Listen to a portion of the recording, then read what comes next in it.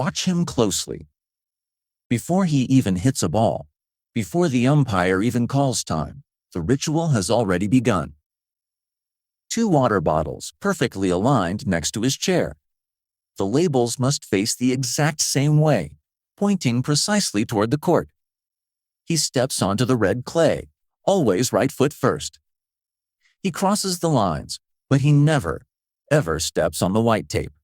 Some call it obsessive-compulsive. Others call it pure superstition. But for Rafael Nadal, the undisputed king of clay, these bizarre, meticulous routines are not a sign of madness or anxiety. They are a highly calculated psychological weapon. Today, we are going deep inside the mind of the ultimate gladiator. We are going to decode the exact sequence of movements that turned a boy from Mallorca into the most ruthless competitor in the history of tennis. To understand the mind of Rafael Nadal, you have to understand the chaos of professional tennis. Tennis is a sport of extreme isolation. You are entirely alone out there.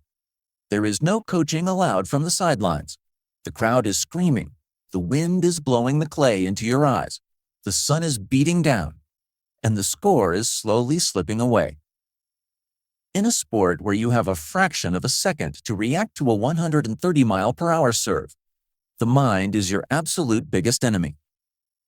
If you are thinking about the double fault you just hit, you have already lost the next point. If you are thinking about the championship trophy, you are going to miss the next shot. Nadal knows this better than anyone. He uses his physical rituals to force his racing brain into a state of absolute unbreakable order. Let's break down the most famous sequence in sports history, the pre-serve routine. You have seen it 1,000 times, but you probably haven't realized the sheer mechanical precision behind it. First, he picks his shorts, then the left shoulder of his shirt, then the right shoulder, nose, left ear, nose, right ear. It takes exactly the same amount of time every single time. It drives his opponents crazy. It pushes the boundaries of the serve clock. But for Nadal, this isn't a delay tactic. It is a grounding mechanism. Sports psychologists call this anchoring.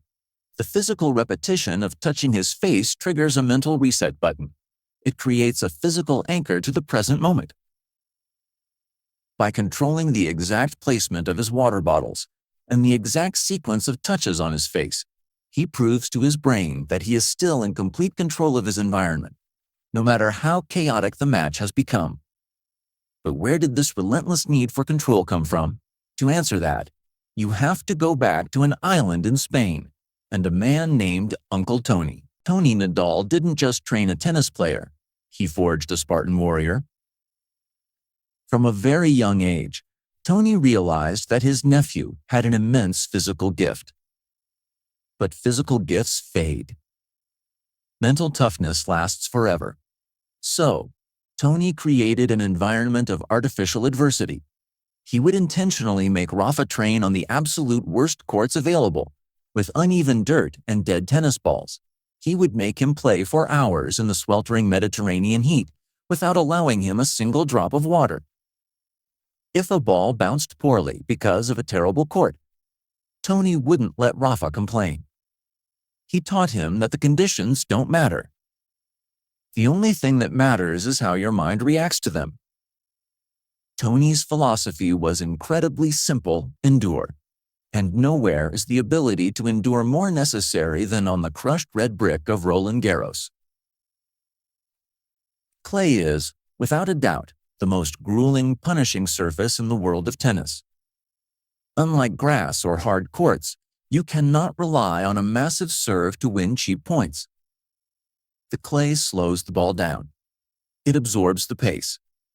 Rallies don't end in 3 shots. They last for 20, 30, or even 40 grueling baseline exchanges.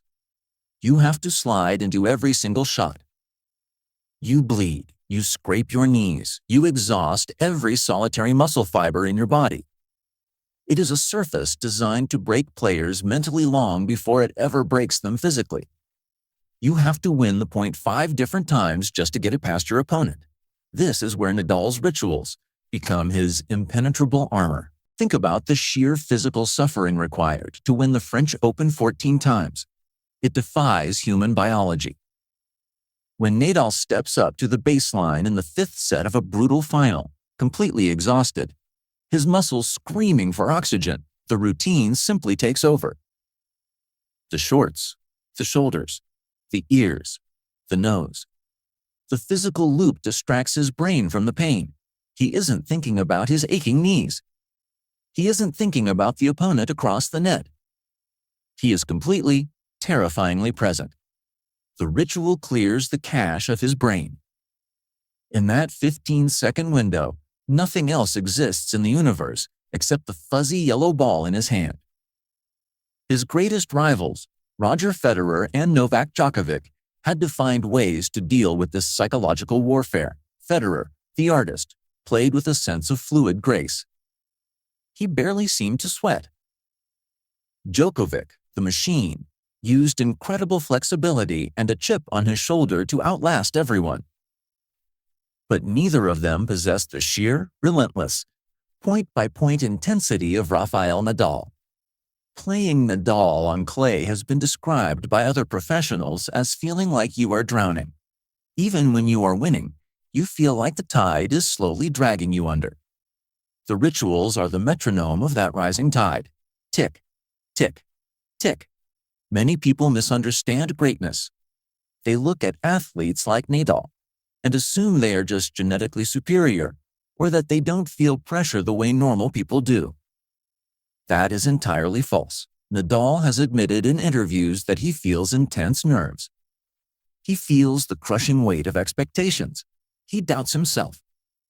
The difference is that he has built a systematic, physical firewall to keep that doubt from infecting his game. Every time he perfectly aligns those water bottles, he is building a wall between himself and his own anxiety. Every time he insists on crossing the line with his right foot, he is telling his subconscious mind that order has been established. It is a self-hypnosis that he performs in front of millions of people, broadcast live around the world. Rafael Nadal's legacy isn't just his 14 French Open titles, or his 22 Grand Slams, or his Olympic gold medals. His true legacy is the absolute mastery of the human mind under extreme, unrelenting pressure. He showed the world that mental toughness is not something you are born with. It is something you build, repetition by repetition, habit by habit, until it becomes unbreakable. So, the next time you watch him play, and you see him meticulously turning his water bottles so the labels face the court, or wiping the baseline with his foot before a crucial point, don't laugh. Don't call it a quirk. You are watching a master tune his instrument. You are witnessing the blueprint of immortality.